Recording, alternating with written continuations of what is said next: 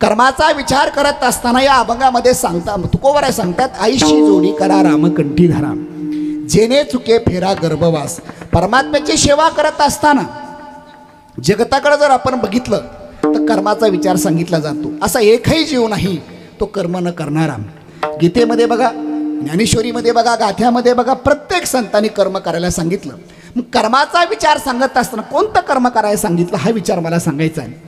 महाराज सांगतात या ठिकाणी कर्माचा विचार करत असताना जगताकडे जर आपण बघितलं तर 4 प्रकारचे लोक आपल्याला पाहायला मिळतात. एक वर्ग पामर आहे, तोही कर्म करतो. दुसरा वर्ग विषयी आहे, तोही कर्म करतो. तिसरा वर्ग जिज्ञासू आहे, तोही कर्म करतो. आणि चौथा वर्ग मुक्त आहे, तोही कर्म करतो. पण कर्माचा विचार भिन्न भिन्न आहे, सर्वांचं एक कर्म नाही. पहिला वर्ग पामर, तो कर्म करतो. मग कोणतं पामर कोणाला म्हटलं जातं? शास्त्र सांगतंय विहित कर्माचा त्याग करतो, निश्चित कर्माचा जो आचरण करतो त्याला पामर म्हटलं जातं. पामराची व्याख्या बघा, पंचदशिकार विचारसागरामध्ये सांगितलं, गोड चिंतन सांगितलंय. आपण पहिल्या दिवसाची सेवा, मला थोडं फडातली परंपरे म्हणून थोडं चिंतन करायचं आहे. कारण गहिनाथगड वामनगड ही परंपरा, वारकरी परंपरा जतन करणारी परंपरा आहे, म्हणून आपण थोडं चिंतन करणं महत्त्वाचं आहे. पामराची व्याख्या करत असताना महाराज सांगतात, विहित कर्माचा त्याग, निश्चित कर्माचं आचरण करतो त्याला पामर म्हटलं जातं. तुकोबाराच्या भाषेत सांगेल की जीवनामध्ये चांगलं कधी करायचं नाही, जे चांगलं करतात त्यांनाही करू द्यायचं नाही, अशा प्रकारचा एक वर्ग आपला पाहायला मिळतोय. गावामध्ये सप्ताह वर्गणी द्यायची नाही, जो देतो त्यालाही देऊ द्यायची नाही, असा एक वर्ग आहे, याला पामर म्हटलं जातं. तुकोबाराच्या भाषेमध्ये नाही ऐकिले गाईले गीत, नाही धरली लाज सांडिले हित, नावडे बैसले पुराण संत केली बहुत परनिंदा. काही माणसाला एक व्यवसाय बनलाय, घरी खायचं आणि गावचं धुणं दूध बसायचं. गावठी भाषेमध्ये, बोली भाषेमध्ये एक वर्ग असा आहे पामर. विहित म्हणजे चांगलं करायचं नाही, दुसरे करतात त्याला करू द्यायचं नाही. वैकुंठवासी गुरुवारी केंद्र महाराज सांगायचे, गरिबाला सहकार्य करायचं नाही. एखाद्या गरिबाचं लग्न जमत असेल तर सहकार्य करायचं नाही, लग्न मोडण्याकरता जो प्रयत्न करतो याला पामर म्हटलं जातं. लक्षात ठेवा, चांगलं करायचं नाही, वाईट कर्म करण्याला सहकार्य करायचं आहे, तोही कर्म करतो, त्याचा विचार तो कोबराला अपेक्षित नाही. दुसरा वर्ग आहे विषयी, तो कर्म करतो. विषयाची व्याख्या करत असताना, परमात्म्याचं चिंतन करत असताना विषयाची व्याख्या अनेक प्रकारे केली संतांनी. थोडं वेदांतमधला सांगायचं आहे. विषय कुणाला म्हटलं जातं? हे लोकातील भोग प्राप्त आहेत त्याच्यावर समाधान न मानता परलोकातील भोगाकरता जो अहोरात्र प्रयत्न करतो याला विषय म्हटलं जातं. तुकोबरायच्या भाषेमध्ये विषयी गोंधळ गाजत असे, देव धर्म सांदी पडिले सखळ, विषयी गोंधळ गाजत असे. सगळं प्राप्त आहे. विषयी म्हणजे याचा विषय हा सांगायचा, एक विषय डोळे पुढे आणू नका. परमात्म्याचं चिंतन करत असताना, विषयाची व्याख्या करत असताना हे लोकातील भोग प्राप्त आहेत. एखाद्याला एखादं पद प्राप्त झालं त्याच्यावर समाधान न मिळता दुसऱ्या पदाची अपेक्षा करतो. दुसरंही पद योगायोगानं प्राप्त झालं त्याच्यावर समाधान न राहता तिसऱ्या पदापर्यंत अपेक्षा करतो. आणि सर्वस्व पद ज्याला मिळालं आहे तरी त्याला समाधान प्राप्त होत नाही, याला म्हणतात विषयी. महाराजांच्या भाषेमध्ये अजून तुकोबराय सांगतात, वाढावे संतान, गृही व्हावे धन धान्य, घरामध्ये धन धान्य असावं, पैसा असावा, याच्यावर समाधान न मिळता अजून कसा कसा पैसा मिळवता येईल ही विषयची व्याख्या आहे. तोही कर्म करतोय. तिसरा वर्ग आहे जिज्ञासू. जिज्ञासूची व्याख्या सांगितली जाते, आत्यंतिक दुःखाची निवृत्ती व्हावी, परमानंदाच्या प्राप्तीकरता जो अहोरात्र प्रयत्न करतो त्याला जिज्ञासू म्हटलं जातं. जिज्ञासूची व्याख्या संतांच्या भाषेमध्ये सांगेल की आत्यंतिक दुःखाची, परमात्म्याची प्राप्ती करता अहोरात्र प्रयत्न करतो. तुकोबरायच्या भाषेमध्ये महाराज सांगतात, लक्षात ठेवा, तुकोबरायचे अनेक अनेक प्रकारे आपला विचार करता येईल. महाराज सांगतात, कै मी उद्धार पावेन, कै कृपा करील नारायण, आईशे तुम्ही सांगा संत जन करा समाधान चित्त माझे, पुसावेसी हेची वाटे, जे जे भेटे तयासी, देव कृपा करील मज काय राज राखील. ह्याला जिज्ञासू म्हटलं जातं. जिज्ञासू, प्रत्येक संताची जिज्ञासूती होते तेव्हाच काहीतरी आपलं करता येतं. आज तुमच्या गावकऱ्यांनी आपल्या सर्वांची जिज्ञासू स्थिती झाली पण एवढं कार्य होत आहे. जर मनामध्ये सात्विक भाव नसता तर आज मला वाटतं एवढं प्रचंड आज डोंगर आपण उचलू शकलो नसतो. तुम्ही का, एक जिज्ञासू स्थिती आहे. प्रत्येकाला वाटतं की हा सप्ताह चांगला व्हावा, याच्यामध्ये आपण मदत करावी. आणि याच्यामध्ये मदत करता अजून या ठिकाणी भाऊंची सेवा आहे. आपला सेवा कशी करता येईल ही जिज्ञासू स्थिती आहे. आज जी तुमच्या मनामध्ये भाव आहे, या सप्ताहाबद्दल भाव असेल, देवीबद्दल भाव असेल, नवे नवे भाऊबद्दल जो भाव आहे, ही जिज्ञासू स्थितीतील भाव आहे. म्हणून आज एवढा सप्ताह होतोय. मला सांगायचं आहे, अजून मला पुढे सांगायचं आहे, प्रत्येकाची जिज्ञासू स्थिती व्हावी. तुकोबराईच्या भाषेमध्ये महाराज सांगतात, अनेक प्रकारे वर्णन महाराज करतात. कोई कहियो रे प्रभु आवन की मन धावन की, कोई कहियो रे प्रभु आवन की, पुसावेशी हेची वाटी, जे जे भेटे तयासी देव कृपा करील मज, काय लाज राखील, ही जिज्ञासू स्थिती आहे. प्रत्येकाची जिज्ञासू स्थिती झाली पाहिजे. हा कर्माचा विचार आहे. तिसरा वर्ग कर्म करतो. चौथा वर्ग आहे मुक्त. मुक्त कोणाला म्हटलं जातं? महाराजांच्या भाषेमध्ये काम नाही झालो पाहि रिकामा, तृप्ती झाली आजैसी, साधने सरती अपैशी. ज्ञानोबा सांगतात, जववरी अर्जुना हा बोधू भेटे ना मना, तवची यया साधना भजावी लागे. अर्जुना, एखादं साधन कुठपर्यंत करायचं? साध्य प्राप्तीपर्यंत. साध्य प्राप्त झालं की साधन आपोआप बाजूला पडतं, आणि साधन आपोआप बाजूला पडलं की साध्य प्राप्त होतो. तसं महाराज सांगतात, तृप्ती झाली आहे जशी, मुक्त आहे, तो कर्म करतो, त्याला विचार नाही. 4 वर्गापैकी मला थोडं चिंतन करायचं आहे. तुकोबराय कर्माचा विचार सांगतात. कर्माचा विचार, कर्म कशाला म्हटलं जातं? कोणत्या प्रकारचं कर्म आहे? नित्य कर्म, नैमित्तिक कर्म, काम्य कर्म आणि प्रायश्चित कर्म, साधारण कर्म, असाधारण कर्म. आज जे आपण करतोय हे नित्य कर्म आहे ना, ही नैमित्तिक कर्म आहे. नित्य कर्म वेगळं, नैमित्तिक कर्म. नैमित्तिक म्हणजे एखाद्या तिथीला अनुसरून केलेली क्रिया नैमित्तिक कर्म आहे. एखाद्या तिथीला, जसं सूर्यग्रहण रोज लागत नाही. ज्ञानोबा गोड वर्णन करताय, सोम सूर्यग्रहणी येवनी करती पारवणी, का माता पिता मरणे जी अंकित दिवस. रोज चंद्रग्रहण लागत नाही. तसं हा सप्ताह दरवर्षी नाही. तुम्ही करायचा म्हटलं तरी दरवर्षी या ठिकाणी नाही. योग तुमचा योगायोग आहे. काही ठिकाणी योग असतो, काही ठिकाणी योगायोग असतो. तर योगही आहे आणि योगायोगही आहे. नवस्फूर्तीचा सोहळा आज आपल्या गावात संपन्न होतो आहे. हा सुवर्ण अक्षरामध्ये लिहिण्याकरा, या ठिकाणी सुवर्ण अक्षरामध्ये लिहिण्याचा हा योग आज मोठकरांचा आहे. का की भाऊंच्या नवस्फूर्तीचा सोहळा, आणि तेही आज लक्षात ठेवा. कदाचित काही माणसं प्रयत्न करत असतात, त्या प्रयत्नाला फळ येत असतं. तर मला वाटते भाऊंच्या काळामध्ये मला सांगण्यात आलं, जाणत्या लोकांनी सांगितलं. मी सहज विचारलं, नवस कशा करता बोलला होता? तर जीवाचा नवस वेगळा, देवाचा नवस वेगळा आणि संतांचा नवस वेगळा. जीवाचा नवस असा असतो की माझ्या मुलाला मुलगी भेटू दे, लग्न लागू दे. सामान्य नवस आहे, लोकांचं लक्षात ठेवतो, ही नवसच आहे. आणि आज काहींचा नवस असतो मुलाला नोकरी लागावी. व्यवहारामधल्या नवस वेगवेगळे आहेत, पण संतांचा नवस वेगळा आहे. संतांचा नवस हा जगा करताय, वैयक्तिक स्वार्था करता नाही. लक्षात ठेवा, जगाच्या कल्याणा संतांच्या विभूती, देह कष्टविधी परोपकारी. परोपकारा करता ज्यांनी आपलं आयुष्य वेचलं जातं. तसं भाऊंच्या जीवनामध्ये मी सहज विचारलं मग अशी फेटा बांधत असताना गावकऱ्यांना, की हा नवस्फूर्ती सोहळा तुम्ही ऐकलं का? म्हणे हो आम्ही ऐकलंय, पाहिलेलं आहे. काही लोकांनी प्रत्यक्ष बघितलं, काही लोकांनी प्रत्यक्ष अनुभवलं. मी विचारलं कसला नवस केला होता भाऊनी? त्यावेळेस सांगण्यात आलं मला की या ठिकाणी शारीरिक पीडा आहे प्रत्येकाला.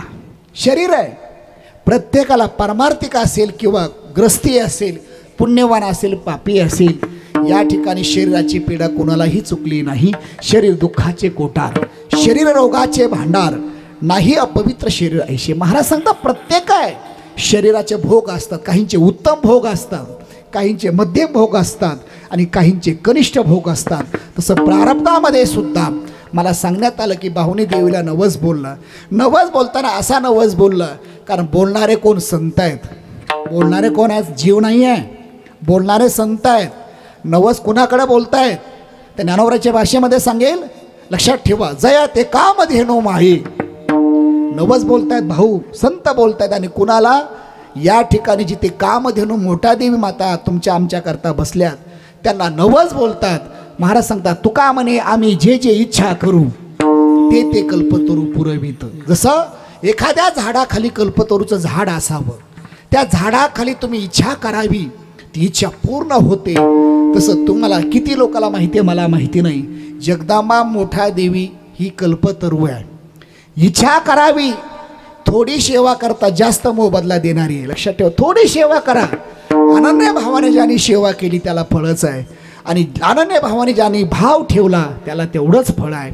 तसं मला सांगण्यात आलं की अनेक प्रकारे पूर्वी भाऊनी नवस केला, की नवस असा केला की जगदंबा मातेला तू अनेक लोकांचे या ठिकाणी देवी नवसाला पावणारी आहेत, मला का पावत नाही. एक नवस बोलला की थोडंसं काहीतरी शरीराला पीडा झाली होती, ती पीडा दूर होण्याकरता प्रयत्न केले, पण प्रयत्न करूनही यश मिळत नाही. देवी पुढं बोलल्या, आणि देवी पुढं बोलल्यानंतर काय चमत्कार देवीचा, तो चमत्कारच असा आहे की त्या ठिकाणी जो या ठिकाणी शब्द बोलावं, कारण भाऊ असे एक संत आहेत. लक्षात ठेवा, भाऊने बोलावं तसं होत गेलेलं आहे. गादी परंपरेमध्ये भगवान बाबाची ऐश्वर्य संपन्न गादी अनेक प्रकार आहेत, पण भाऊंची गादी अशी आहे की भाऊने बोलावं ते होत राहावं. एखादा शब्द मुखातून जावा, ते शब्द जसा जाईल त्याच पद्धतीने व्हावं. त्याला कारण काय, मला ज्ञानोबराची ओवी आठवली. ज्ञानोबराय सांगतात, लक्षात ठेवा, ज्ञानोबराची गोड ओवी आहे. महाराजांची गोड ओवी ज्ञानोबराय सांगतात या ठिकाणी, आणि अनेक संतांची मला थोडं प्रमाण तुम्हाला द्यायचे आहेत, पण ज्ञानोबराची एक गोड मला ओवी आठवली. परी फळाचे महादीप पाथलो प्रभो. ज्ञानोबराय गोड ओवी करतात. मी अनेक जन्म मागच्या जन्मात कर्म केलं, परी फळाचे महादीप पाथलो प्रभो, किंवा तयाचे बिसाट हे शब्द सुखे मनोयेती वेद. संतांच्या मुखातून एखादा शब्द बाहेर पडला, एखाद्याला जर शब्द बाहेर पडला, शिवी जरी दिली तर शिवी होत नाही, ती वेदवाणी होते. तसं भाऊंचं जीवन असं सांगण्यात आलं. प्रत्यक्ष दर्शन आम्हाला नाही, पण चरित्र वाचण्याचा योग आम्हाला मिळाला. दर्शन नाही, तेवढे आम्ही भाग्यवान आहेत की दोन्ही संतांचं दर्शन, पण दर्शन जरी नाही झालं, पण त्याच पद्धतीने चरित्र आम्ही आत्मसात करतोय. एखाद्या वेळेस संकट आलं की दोन महात्म्याचे चरित्र डोळ्यापुढे येतात. आणि माझ्या जीवनात मी सांगेल की मोठा देवीचं स्मरण, भगवान बाबाचं स्मरण, वामन भाऊचं स्मरण नित्याचं माझं रोज एकदा तरी होतं, हे माझ्या जीवनातलं आहे. लक्षात ठेवा. मला सांगायचं काय, नवस्फूर्ती करत असताना भाऊनी बोलावं, आणि अगदी त्याच तोला मोलात त्या ठिकाणी जो शारीरिक पीडा होती पायाची ती कमी व्हावी, पण योगानं ते आयुष्य त्यांना मिळालं नाही. मग तया पुण्याची पावटी सरी, सभेची इंद्रपणाची उठी उतरी, येऊ लागती माघारी मृत्यूलोकाचा नियमच आहे. आणि नंतर या ठिकाणी बरेच दिवस गेले, आणि दिवस गेल्यानंतर आता योगाने महाराजांच्या उपस्थितीमध्ये, महाराजांच्या प्रयत्नातून आणि गावकऱ्यांच्या सहकार्यातून तो नवस्फूर्ती सोहळा आज रेकॉर्ड ब्रेक आहे की या ठिकाणी नवस वामन भाऊनी करावा. ऐका, आज बाप बोलतो तर मुलगा प्रयत्न करत नाही, मुलगा बोलतोय तर बाप ऐकत नाही. भाऊंचा नवस्फूर्ती सोहळा आज आपण सर्व मोठा देवीकर की मोठेकर मंडळी या ठिकाणी एक विचाराने करताय.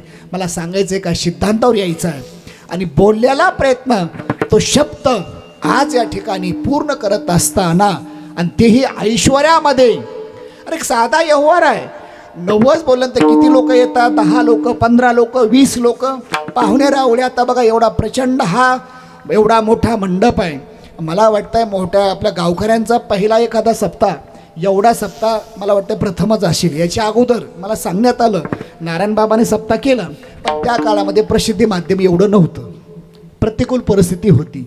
पण न भूतो न भविष्यती हा सप्ताह एका महात्म्याच्या नवस्फूर्ती सोहळा करता होत असेल, त्यांची ताकद, त्यांचं कर्म, त्याचा कर्माचा विचार मला सांगायचा आहे. तर या ठिकाणी माझा विचार हे सांगायचा आहे तुम्हाला, तर यापैकी 4 वर्गापैकी जिज्ञासू वर्ग आहे, तो कर्म करतो. मला सांगायचं का, नित्यकर्म नाही तर नैमित्तिक कर्म आपण करतोय. नित्यकर्माचं आता सप्ताहाचं नित्यकर्म आहे, पण नैमित्तिक कर्म हे निमित्त आहे. आणि निमित्त म्हणून महाराज सांगतात या ठिकाणी नित्यकर्म, नैमित्तिक कर्म, काम्य कर्म, प्रायचित कर्म, साधारण कर्म आणि असाधारण कर्माचा विचार आहे. तर या अभंगामध्ये जगद्गुरु तुकोबाराय कर्माचा विचार सांगतात. कर्माचा त्याग सांगत नाहीत, कुणालाही कर्माचा त्याग होत नाही. इथे तुम्ही प्रचंड पहिल्या दिवसाची गर्दी, तुम्ही मला आम्ही कर्म करणार नाही, कर्म होणार आहे, न म्हणणं सुद्धा कर्म होणार आहे. तुम्ही म्हणाला आम्ही कर्म करणार नाही. अरे कर्म करणार नाही म्हणजे होणारच आहे, कर्माचा विचार आहे. ज्यावेळेस गीतेमध्ये भगवान परमात्मा अर्जुना उपदेश करतात, अर्जुना असं करावं लागेल, तसं करावं लागेल. अर्जुन म्हणतो देवा युद्ध करणार नाही, कारण युद्ध जर केलं तर या ठिकाणी माझ्याकडनं अनेक अनेक प्रकारचं पाप घडेल. भगवान म्हणतात अर्जुना तू क्षत्रिय कुळामध्ये जन्मलास, प्रत्येकाचं कर्म आहे. शूद्राचं कर्म वेगळं आहे, ब्राह्मणाचं कर्म वेगळं आहे, वैश्याचं कर्म वेगळं आहे. अरे तू क्षत्रिय कुळामध्ये जन्मलास, न करणं हे पाप आहे, तुला कर्म करावंच लागणार आहे. कर्माचा त्याग करू दिला नाही. उलट अर्जुनाला सांगितलं अर्जुना बघ पुढे बघ, तुला कर्म करावं लागेल. अर्जुन म्हणतो देवा अरे ज्याने मला लहानाचं मोठं केलं, ज्या गुरुकडे मी शिकलो त्याच गुरुवर शस्त्र मारणं मला उचित नाही. देवा बघ समोर बघ, माझे सासरे समोर आहेत, मेहुणे समोर आहेत, आणि त्यांना मारायचं आणि राज्य भोगायचं देवा मला उचित वाटत नाही. तरी भगवान म्हणतात अर्जुना कर्म करावंच लागणार. उलट अर्जुन कर्माचा त्याग करू पाहत होता तरी परमात्म्याने कर्माचा त्याग होऊ दिला नाही. तसं संतांनी अनेक प्रकारे विचार सांगितलाय. जे म्हणतात नाही कर्म करायचं, लक्षात ठेवा ज्ञानोबा गोड दृष्टांत देतात. गावामध्ये सप्ताह चालू आहे, सप्ताह चालू असताना पूर्वी बैलगाडीचा प्रवास होता. आता विज्ञानाची प्रगती साधनं खूप झाली. पूर्वी बैलगाडीचा प्रवास आहे. एक माणूस मला चला कीर्तनाला, गावामध्ये सप्ताह चालू आहे, नवसपूर्तीचा सोहळा आहे, कीर्तनला जायचं. 4 मित्र तयार झाले, एक मित्र तयार होत नाही. चौघांनी सांगितलं अरे चल एवढा मोठा सप्ताह पुन्हा होणार नाही, श्रवण भक्ती करायची, कीर्तनला जायचंय. ऐका 4 लोकांनी गाडी झोपली. गाडी झोपल्यानंतर गाडीमध्ये त्याला टाकलं, तो येत नाही, त्याचे हात बांधले पाय बांधले, गाडी कीर्तनला चालली. कीर्तनला चालल्यानंतर जवळजवळ मनपाजवळ गाडी आली आणि मनपाजवळ गाडी आल्यानंतर तो म्हणायचा मी कीर्तनला येणार नाही, हा म्हणायची तुला नेल्याशिवाय राहणार नाही, तो म्हणायचा मी येणार नाही, हा म्हणायचा नेल्याशिवाय राहणार नाही. गाडी आली, त्याला धरून इथं आणलं कीर्तनाला धरून बसवलं. आता तुम्ही सांगा कीर्तनला नाही म्हणलं तर त्याला इथे यावंच लागणार आहे. ज्ञानोबाचा दृष्टांत आहे, बांधोनी हात पाय जो रथे घातला आहे. ज्ञानोबा सांगतात रथामध्ये घातला हातपाय बांधून त्याला यावंच लागणार आहे. नाही म्हणलं तरी यावंच लागणार आहे. अजून मला पुढे दृष्टांत द्यायचं आहे. ज्ञानोबा सांगतात बघा एका माणसाला स्वप्न पडतं माणसाला, कधीची स्वप्न पडतं. आता कोणाला कसं स्वप्न पडतं ते सांगायची गरज नाही. स्वप्न पडलं आणि स्वप्नामध्ये त्याला 10 लाखाचं तिकीट लागलं, आमदारकीचं नाही, मग दिवस गेले आता आमदारकीचे. स्वप्न तिकीट लागलं, कसल्या मी पुन्हा येईन असं नाही आहे, हां तिकीट लागलं 10 लाखाचं, लॉटरीचं. लावलं लॉटरी पण लागलं, समजा ज्ञानोबा सांगतात लॉटरीचं तिकीट लागलं. स्वप्नामध्ये पेपरला नाव आलं की अमुक व्यक्तीला 10 लाखाचं तिकीट लागलं. आणि योगा इतका स्वप्नामध्ये तो आनंद व्यक्त करायला लागला की स्वप्नामध्ये त्याने मित्राला बोलवलं, सांगितलं गाडी घेऊन ये. म्हणे कशाला? अरे पैसे मोजाय जायचं, आपला पैसे घेऊन यायचं आहे. मित्राने गाडी आणली स्वप्नामध्ये. बघा ज्ञानोबाची भाषा. गाडी आणली, 4 मित्र आले आणि 4 मित्र आल्यानंतर गाडीत बसले, दुकानात गेले जिथे लॉटरीचं तिकीट लागलंय, आधार कार्ड दिलं, ओळख पटली, नक्कीच हेच व्यक्ती आहेत. पैसे काढले, पैसे मोजायला सुरुवात झाली. 9 लाख मोजले स्वप्नामध्ये, पटकन लवकर होतं स्वप्न, कीर्तन लगेच मोजणं होतं. 9 लाख मोजले, 9,98,000 मोजले. आता 2,000 बाकी आहेत. आणि 2,000 मोजता तिच्या पत्नीने विचार केला 9:30 वाजता आहेत, कामाला जायचं आहे, सर्व काम मागे बरेच काम पडले आणि हा अजून 9:30 पर्यंत झोपतायत. जर राग गेली आणि राग जिथे झोपले होते आसनावर, ते अगदी अंगावरचं वस्त्र ओढलं आणि सांगितलं उठा, किती वेळ झाला झोपताय तुम्ही? त्यांना सांगितलं अगं काय मूर्ख आहेस म्हणले तू, 5 मिनिटं झोपू दिला असताना 9-9.5 लाख मोजले होते, 9,98,000 मोजलेत, आता फक्त 2,000 बाकी होते. अगं 2 मिनिटं झोपू दिला असताना तर 10 लाख रुपये आज घरामध्ये आले असते. ऐका कधी स्वप्नात तिनं सांगितलं जर मी अजून 10 मिनिटं झोपू दिलं असतं तर लोकांनी पुढची तयारी केली असती, मॅसेज पाठवले असते, कीर्तनला या नाही, भावपूर्ण श्रद्धांजली. लक्षात ठेव. ज्ञानोबा सांगतात आगा स्वप्ने निधान पावे, ते चेले हरपे आगवे, ज्ञानोबराय सांगता स्वप्नामध्ये माणसाचं कर्म चालू आहे, स्वप्नामध्ये सुद्धा स्वप्नामध्ये सुद्धा कर्म चालू आहे. मग एखादा माणूस म्हणला आम्ही कर्म करणार नाही, अरे कर्म करावंच लागेल, कर्म होणारच आहे. नाही म्हणलं तरी कर्म होणारच आहे. ऐका, दोन्ही आरोपी समोरासमोर आहेत, न्यायाधीश समोर आहेत. एक आरोपी म्हणायचा, लक्षात ठेवा, एक आरोपी सांगायचा मी म्हणतोय म्हणून असं करेल, मी म्हणतोय म्हणून तसं होईल. त्या न्यायाधीशाने ऐकलं आणि त्यांना सांगितलं, अरे बाबा तुला जे वाटतं ते महत्त्व नाही, कायद्याला काय वाटतं हे महत्त्वाचं. तो व्यक्ती किती मोठा हे महत्त्वाचं नाही कायद्यापेक्षा, कायदा सर्वस्व आहे. हां, या ठिकाणी तुला जे वाटतंय ना, तो म्हणायचं मला असं वाटतंय, मला असं वाटतंय. त्या वकिलाने सांगितलं तुला जे वाटतंय ना तुझ्या बायकोला घरी सांग, इथं कायदा काय सांगतोय सांग, तुला कोणती शिक्षा आता भोगायची आहे कायद्याप्रमाणे. तर मला सांगायचं काय, मनाने कर्म करण्यापेक्षा शास्त्राप्रमाणे कर्म सांगितलं तर ज्ञानोबराय सांगतात तस्मा शास्त्रम प्रमाणम ते, शास्त्र म्हणेल ते सांडावे, ते राज्य ही तृण मानावे. ज्ञानोबराय सांगतात शास्त्र म्हणत असेल ना त्याच पद्धतीने आपण जीवनामध्ये अनुसरण केलं पाहिजे. नक्कीच दुःख यातना आपल्या निवृत्त होतील. म्हणजे अभंगामध्ये तुकोबरायला विचारलं महाराज असं कर्म करा, असं कर्म करा. वेळ कमी असल्यामुळं, पहिला दिवस असल्यामुळं, आभाळाचं वातावरण थोडंसं कमी झाल्यामुळं असं कर्म करा, असं कर्म करा, कोणतं कर्म करा. अभंगाचं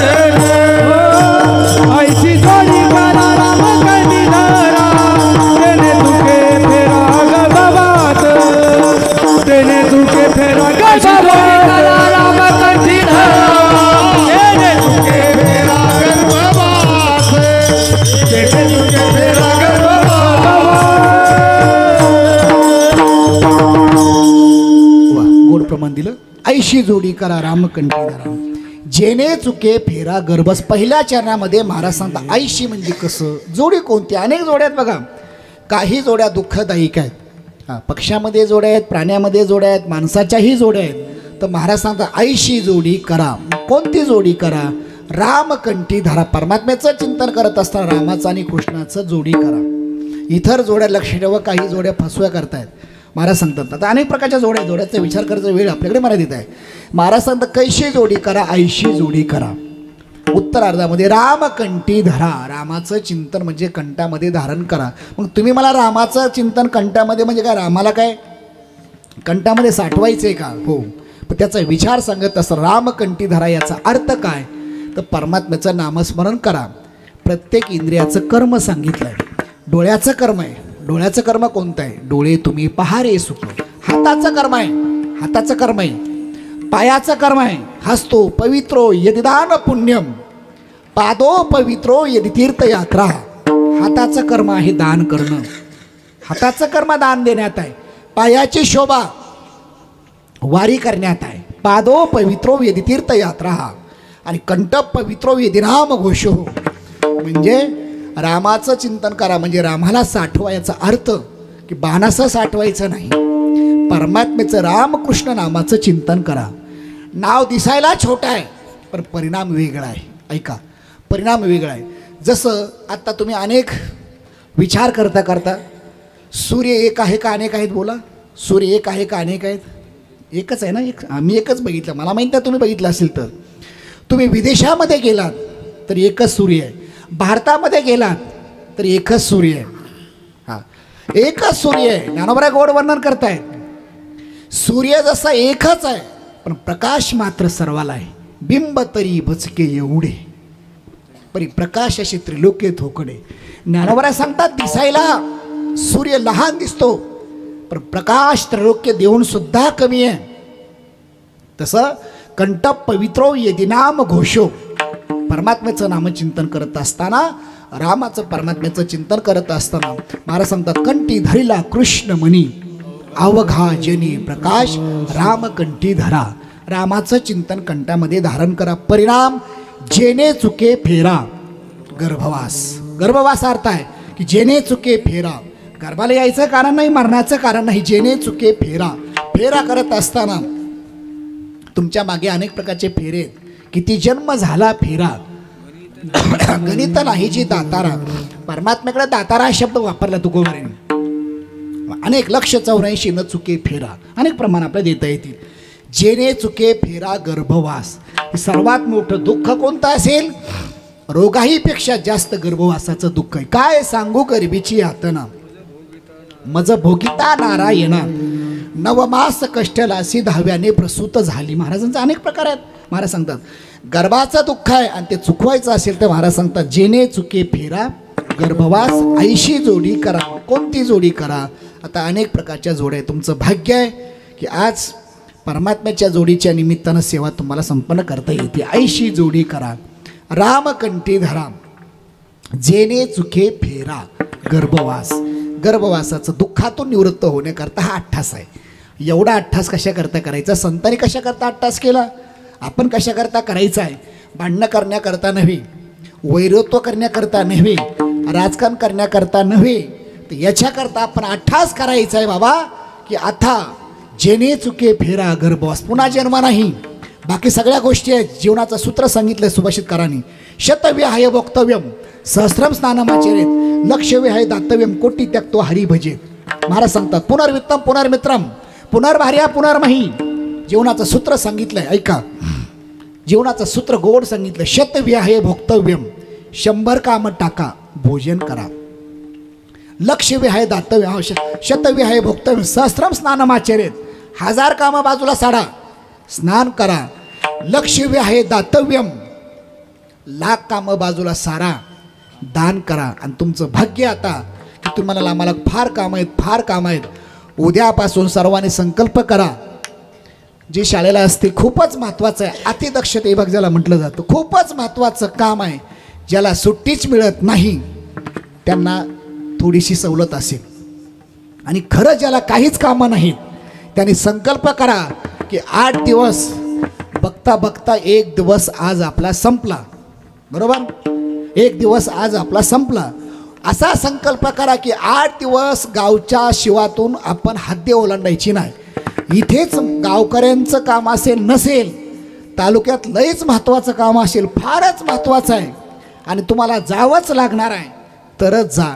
नाही गेलात तरी काम होणार आहे आणि तुम्ही असलात तरी काम होणार आहे. आणि कदाचित तुम्ही गेलात म्हणून काम मागे राहणार. उलट आपण गेल्यानंतर घरचे लोक फार मजा करणार आहेत आणि तुम्ही असला म्हणून होणारच आहे. नसलं तरी काय आपलं घर ओस पडलंय का? महाराज सांगतात आजा मेला पंजा मेला. आज असा संकल्प करा किंवा काला झाल्याशिवाय महाराजांना एका आनंदानं जसं आज मिरवणूक काढली, मला सांगण्यात आलं, रेकॉर्ड ब्रेक झालं गावकऱ्यांचं की एवढी मिरवणूक नवरात्रानंतर प्रथमच सकाळी 11ला सुरू झाली, ती जवळजवळ 4:30-5 वाजेपर्यंत एवढी मिरवणूक, रेकॉर्ड ब्रेक. या ठिकाणी 400-500 तरुण पोर आमचे एका विचाराने, ज्येष्ठ माणसं, आई वडील, सगळं एका विचाराने एवढी भव्य दिव्य मिरवणूक मला वाटतं प्रथमच या वर्षी आपण केली. तर असा संकल्प करा की काला झाल्यानंतर सर्व इथला मंडप स्वच्छ केल्यानंतर महाराजांना आनंदानं त्यांच्या गाडीत महाराज बसून देईपर्यंत आनंदानं त्यांना गडावर पोहोचिती करेपर्यंत कोणीही 7 दिवस या ठिकाणी खरंच महत्त्वाचं काम जावंच लागेल. परंतु खरंच कामा नसताना विनाकारण जायचं नाही. निवांत या मंडपामध्ये बसायचं, निवांत इथं भोजन करायचं आणि भोजन केलं की झोपायला सुद्धा घरी जायचं नाही. एवढं एशी मंडप तुम्हाला कधी मिळणार आहे? लक्षात ठेव. या उन्हाळ्यामध्ये विनंती आहे की सर्वांनी असा संकल्प करा. मला सांगायचं काय की लक्ष्य आहे दातव्यम, दान करा. आपले सुवर्ण संधी आहे. ज्याने दान दिलंय त्याला धन्यवाद देतो. जे राहिले असतील थोडे त्याने सुद्धा दान करा. लक्ष्य आहे दातव्यम, ला काम बाजूला टाका, दान करा. आणि शेवटचं महत्त्वाचं सूत्र सांगितलंय, कोटी त्यक्त्वा हरी भजेत. कोटी काम बाजूला सारा. तुम्ही म्हणताल काम महाराज हे झालं की ते झालं की ते झालं की ते. महाराज सांगतात काम कुणाचं संपत नाही. कामावाला माणूस संपतो परंतु काम मागे राहतं. आम्हाला गुरुवर हे सांगायचे. तंबाखू खाणारे खाऊन संपतात. पुढं सांगू, तंबाखू खाणारे खाऊन बिड्या आवडणारे वडून संपतात. पण बिडी कधी संपली का? बोला नाही. तसं काम कुणाचंही पूर्ण झालं नाही. तसं या ठिकाणी कोटी त्यक्त्वा हरी भजेत. आपला सुवर्ण संधी बाबा, कोटी कामं बाजूला टाका आणि इथे परमात्म्याचं चिंतन करा. पण महाराज सांगतात रामकंठी धरा, आईशी जोडी करा, परिणाम जेने चुके फेरा. गर्भवास. महाराजांना विचारलं, महाराज असं जर आम्ही केलं, आमच्या संसारावर आम्हाला संसारावर माझं फार प्रेम आहे, माझ्याशिवाय संसार होतच नाही. एखाद्या माणसाला म्हणलं चला बाबा वारीला, तो महाराज आला असतो, पण काय सांगू माझ्याशिवाय घरामध्ये कुणीच बघायला नाही. बरं ठीक आहे, दुसऱ्या वर्षी चला वारीला, आला असतो. आता पोरग लग्नाला आलंय, लग्न झालं की तुमच्याच पॅनलमध्ये लोक आम्हाला म्हणतात जणू काय आमचाच पॅनल एखादा पक्ष आहे. दुसऱ्या वर्षी भेटला, बाबा चला लग्न झालं पोराचं, तो म्हणतो आलो असतो केंद्रीय महाराज, पण काय करू आता, असं वाटतं की एखादा नातफूक बघावं. एकदा मुलाला मुलगा झाला की तुमच्यासोबत दिंडी क्रमांक 43 वामनगडाच्या दिंडीत. हा लक्षात ठेवा. बरं ठीक आहे, मुलगाही झाला, नातू झाला, तो म्हणतो आता ना फक्त आता आजोबा बाबा म्हणतोय. एकदा का बालवाडीत गेला की तुमच्यासोबत वारीलाच येणार. 8 दिवस 15 दिवस तुम्ही म्हणायचं, तुम्ही कंटाळा येईपर्यंत. दुसऱ्या वर्षी भेट झाली, चला बाबा मुलगा शाळेत जातोय, तो म्हणतो महाराज आता तो पहिलीला चाललाय, आता ना एकदा कॉलेजला गेला की नक्कीच आता तुमच्यासोबत कॉलेजला जातो, नोकरी लागते, लग्न जमतं आणि त्याला वारीला तो आलो असतो आता, पण काय थोडंसं आता थोडं बाकी काम. आणि योगायोगानं घरचे ज्या वेळेस त्याला घराच्या बाहेर काढतात आणि तो न सांगता पुन्हा आमच्या ताब्यात येतो. ऐका, महाराज सांगतात कामं कुणाचेही संपले नाहीत, काम करणारे संपतात. कोटी त्यक्त्वा हरी भजेत. एकाग्रस्ताने विचारलं, महाराज संसार एवढं प्रेम आहे की माझ्याशिवाय संसारच होत नाही. तर तुकोबराय सांगतात, बाबा ज्या संसाराचं तादात्म्य बाळगतोयस ते संसार कसा आहे, दुःखरूप आहे, फळ सुद्धा दुःखरूप येणार आहे. द्वितीय चरण. नाशिवंताटी प्रिय पुत्र धन, नाशिवंताटी प्रिय पुत्र धन, नाशिवंताटी प्रिय पुत्र धन, नाशिवंताटी प्रिय पुत्र धन.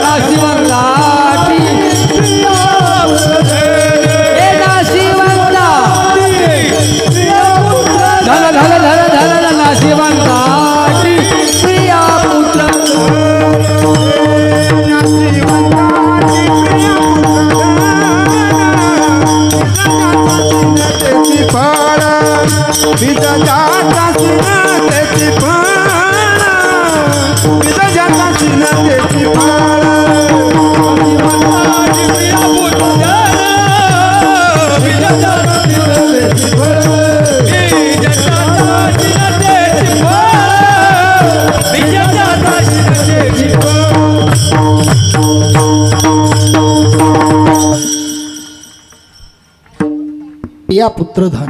महाराज सांगतात परमात्म्याचं चिंतन करत असताना ज्या संसाराचा आपण तादनभाव शेवटचं दृष्टांत आहे, सेवा समारोप करायचे. नाशिवंत आठी प्रिया पुत्र धन, बीज ज्याचा क्षीण त्याची फळ. महाराज सांगतात ज्याला बीजच ज्याचं दुःखरूप आहे त्याला फळंसुद्धा दुःखरूप येतात. ज्ञानोबराय गोड दृष्टांत देतात बघा. एका ग्रस्तानं काय केलं, ज्ञानोबराय गोड दृष्टांत देतात. एका ग्रस्तानं आळं केलं, म्हणजे आपल्याकडे आळं केलं जातं मातीचं वगैरे, ते आळं करत असताना आपण त्याच्यामध्ये खात घालतो.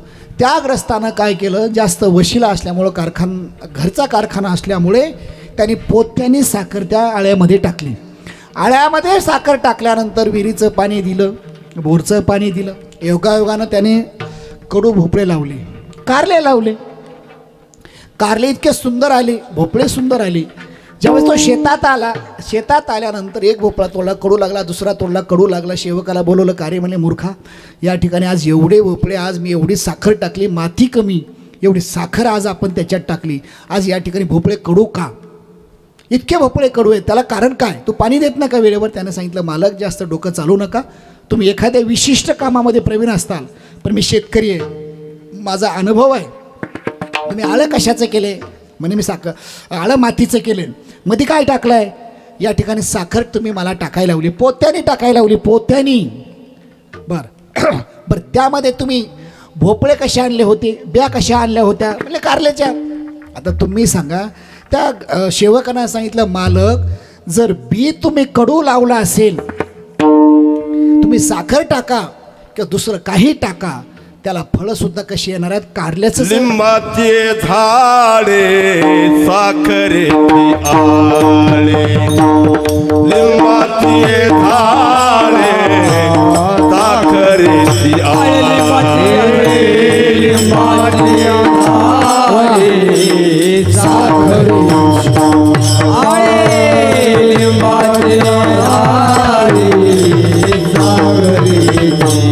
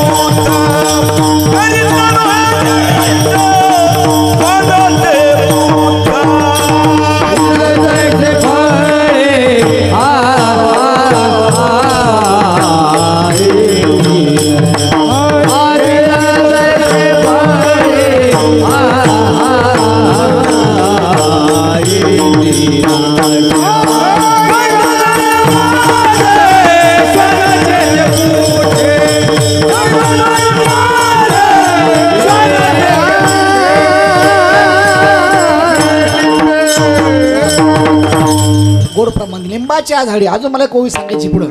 ज्ञानोबराय सांगता, शर्करेचे केले आळे, मागे पेरिले कडू भोपळे. आळं साखऱ्याचं केलंय आणि भोपळे कडू लावले, त्याला भोपळे कडूच येणार आहेत. तसं तुकोबराय सांगतात, नाशिवंत आठी प्रिया पुत्र धन, बीज ज्याचा क्षीण त्याची फळ. नाशिवंत आठी, प्रिया आठी, पुत्र आठी, धन आठी. ज्या धनाचा आपण लक्षात ठेवा, 2000 किंवा अनेक प्रकारे 500 रुपयाची नोट आहे, सकाळी आपल्या खिशात आली, सकाळी खिशात आपल्या आल्यानंतर ती आपल्याजवळ राहिली याची शाश्वती नाही. बरं, आपल्यापासून आपल्याजवळ राहील असं नाही. ज्ञानोबराय सांगतात, लक्षात ठेवा, ज्ञानोबरायचा गोड दृष्टांत. अनेक संतांची आपल्या या ठिकाणी आपलं सांगता येईल, उदाहरण सांगता येईल. महाराज सांगतात, या ठिकाणी या धनाचा न तरी विश्वास, जैशी तरुवर छाया, नाशिवंत आठी प्रिया पुत्र धन, बीज ज्याचा क्षीण त्याची फळ. नाव धड करा सहस्त्र नामाची, जे भवसिंधूशी थडी पावे. टेन्शन घ्यायचं नाही. मला समजलं, म्हणूपर्यंत आपला वेळ जातो. हां, कारण मी सुद्धा फडकरी परंपरेत महारूज आहे. हां, तुम्हाला काय लागतं मला माहीत आहे. हां, महाराज सांगतात, नाव धड करा सहस्त्र नामाची, जे भवसिंधूशी थडी पावे, नाशिवंत आठी प्रिया पुत्र धन. महाराज सांगतात, नाशिवंत आठी याचा अर्थ जगामध्ये सर्व आटणार आहे, फक्त एकच न आटणार हे राम धन आहे. महाराज सांगतात, नाशिवंत आठी प्रिया आठी पुत्र आठे, धन आठे, शरीर आठे, संपत्ती आठे, हरिनाम नाटे ते भरवे. ते नाशाचे अनेक प्रकार आहे. स्वभावनाश, परतानाश, आश्रयनास त्याचा विचार आपला करायचा नाही. वेळ आपल्याकडे मर्यादित आहे आणि अगदी मर्यादित पहिल्या दिवसाची सेवा आहे. आणि त्याहीपेक्षा मला सांगण्यात आलं, मी बघण्यात आलं की या ठिकाणी सेवा ऐकण्यापेक्षा खूप लोक तुम्ही थकलात. कारण सप्ताह सुरू झाला की पहिला दिवस असा असतो की सर्व वरभाप लोकाला टेन्शन असतं. आता उद्यापासून फक्त यायचं, जेवायचं, ऐकायचं आहे. सगळं जमवाजमवी करण्याकरता वेळ जातो. मला सुद्धा माहिती आहे, खूप मोठा अनुभव आहे. ज्यावेळेस आंदी ते पंढरपूर पालखी सोहळा असतो महाराष्ट्रामध्ये, ऐका, हां, अनेक संतांच्या पालख्या जातात. अनेक संतांच्या पालख्या जात असताना पंढरपूरला मला वाटतं सर्वात मोठी दिंडी या ठिकाणी भाऊंची दिंडी, सर्वात मोठी दिंडी भाऊंची दिंडी महाराष्ट्रामध्ये. स्वतंत्र दिंडीचा सोहळा वामन भाऊ काढायचा आहे. आणि माऊलीच्या सोहळ्यात सर्वात मोठी दिंडी असेल तर मला वाटतं केंद्रीय महाराजाची दिंडी आहे. मला माहीत आहे 1.5 महिना आम्हाला तयारी करावी लागते. 1.5 महिना इतकी तयारी करावी लागते की पूर्ण दिंडीची पूर्ण तयारी. दिंडी पुण्यात गेली, पुण्यापर्यंत टेन्शन. सासवडला गेली, सासवड एकदा दिंडीचे तंबू ठोकले, 6,000 लोकांची व्यवस्था झाली. एकदा मांडे खाऊ घातले द्वादशीला की पुढं महाराजांचं टेन्शन कमी. तंबू ठोकतात, तंबू उपटतात, जीव घालतात, फक्त आपण भजन करायचं. तुका म्हणे येते भजन प्रमाण कुठपर्यंत? वाखरीला जाईपर्यंत, पंढरपूरला जाईपर्यंत पुन्हा टेन्शन नाही. दिंडीच्या अगोदर टेन्शन असतं. तसं 7 दिवसाच्या अगोदर 6 महिने झालं आमचे कार्यकर्ते याला भेट त्याला भेट, पावती कशी छापायची, कोणाला द्यायची, छापताना प्रेसमध्ये काही चुकलं का, अनेक प्रकारचा इथे अठ्ठास करावा लागतो. 6 महिने झालं त्याच्या अगोदरपासून गावकरी मंडळी टेन्शनमध्ये, या ठिकाणी टेन्शनमध्ये, पुन्हा टेन्शन करता करता आज दिवसभर या ठिकाणी तुम्ही थकलात मला हे माहीत आहे. परंतु आज पावसानं संधी दिली म्हणून माझं भाग्य आहे. तुमच्यापेक्षा कोणतं भाग्य? तुम्हाला कीर्तन मिळत नाही, रोजच कीर्तन आहे. सकाळी शिल्लोडला आहे 10 ते 12 शिल्लोड, संध्याकाळी मुळशी तालुका. मी या ठिकाणी रोज 2-2 कीर्तन आहेत, रोज 1-2 कीर्तन रोज डेली असतात. पण हे भाग्य आहे की या ठिकाणी पहिल्या दिवसाची सेवा. काही लोकांना संभ्रम झाला की केंद्रीय मला पहिला दिवस कसं काय द्यावा, आता दिला तर बोलता येईना, काळजी करायची नाही, ज्याला सेवाच करायची ना. पहिलं बरं का दुकानदार मला म्हणजे महाराज पहिल्या दिवस कसं काय तुम्हाला द्यावा, म्हणलं काळजी करायची नाही. दुकानला तुम्ही गिरायकाला म्हणता असतं का मालक, सकाळी गिरायक गोळ्यावाला आलंय किंवा किलोवाला आले त्याला देतच राहतं माणूस. केंद्रीय महाराजाचं टेन्शन घ्यायचं नाही. तुम्ही कीर्तन दिलं तरी मला आनंद आहे, नाही दिलं तर डबल आनंद आहे. मला काही टेन्शन नाही. प्रेम आहे, प्रेम महत्त्वाचं आहे, सेवा महत्त्वाची आहे. माझं हे भाग्य आहे की सेवा पहिल्या दिवसाची पावसानं आपल्याला सहकार्य केलं, याच्यामुळं आज आपला बोलता आलं आणि 2 तास आपले बोलता आले. तुम्ही एवढं या ठिकाणी मला माहिती आहे सर्व गावकरी थकलात. अगदी सकाळपासून कसं नियोजन करायचं, काय करायचं याचाही पेक्षा तो भाव तुमच्या समोर आहे. आणि त्याहीपेक्षा मला थोडंसं चिंतन हे करायचं आहे. नाव धडकरा सहस्त्र नामाची, जे भवसिंधुशी धडी पावी, नाशिवंताटी प्रिया पुत्रधन, बीज ज्याचा क्षीण त्याची. पर वारकरी संप्रदायाच्या वेळेमध्ये नियमानुसार अल्पशा बुद्धीने प्रयत्न केला. एकदा सर्वांनी हात वरती करा. महाराष्ट्राला सुद्धा कळू द्या. नवस्फूर्ती सोहळा पहिल्या दिवसाचा अर्धा मंड भरला. लक्ष ठेवा उजव्या साईडला या ठिकाणी प्रचंड गर्दी. सर्वांनी हात वरती करा आणि या ठिकाणी एवढ्या टाळ्या वाजवा की या ठिकाणी भाऊंच्या समाधीपर्यंत मोठ्या करांचा टाळ्याचा आवाज गेला पाहिजे. विठोबा टाळी हा हा जय जय जय जय ढोबार टाळी टाळी टाळी हा हा हा जय जय ढोबार जय जय ढोबार हरी विठ्ठल श्री ढोबार जय जय ढोबार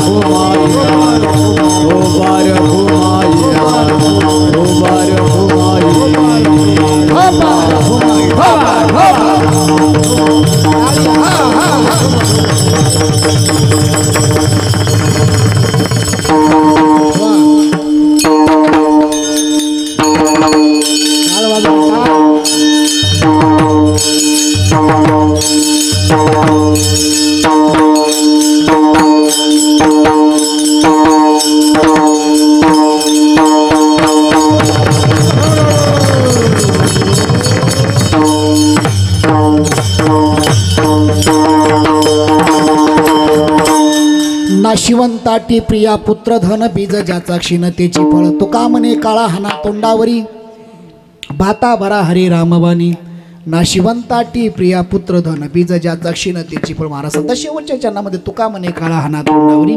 काळा हाना तोंडावरी याचा अर्थ काय तर महाराज सांगतात जगा काळ खाय आम्ही माथा दिला पाय तुका म्हणे काळा हाना तोंडावरी भाता भरा हरी रामबाणे. आम्ही काय केलं रामबाणाने काळालाही परत पाठवलं. एवढं सामर्थ्य राम आणि कृष्ण परमात्म्याच्या चिंतनामध्ये आलं. त्याचा परिणाम महाराज सांगतात जगाला सुद्धा पाठवणं काळाला जग म्हणजे प्रत्येकाला भीती आहे. प्रत्येकाला कशाची भीती प्रत्येकाला प्रत्येकाची भीती आहे. पण महाराज सांगतात सर्वाला एकाची भीती आहे म्हणजे मरणाची. पण आम्हाला मरणाची भीती नाही. मरण माझे मरुनी गेले मज केले अमर अमर हा अमर हा. महाराज सांगतात तुका म्हणे काळा हाना तोंडावरी मोक्ष आंबा घरी कामारी हे दासी. परिणाम असा झाला सेवा केली आणि सेवेचा परिणाम तुका म्हणे काळा हाना तोंडावरी भाता भरा हरी राम बाणी नाशिवंताटी प्रिया पुत्रधन बीज ज्याचा क्षीण तेची फळ. हा झाला अभंगाचा शब्दाशा अल्पशा बुद्धीने अल्पसा प्रयत्न वारकरी संप्रदायाचा विचार आपण अभंगाचा विचार करत असा संप्रदायाने अगदी संप्रदायाच्या नियमानुसार एका चरणाचा मी अर्थ बघितला.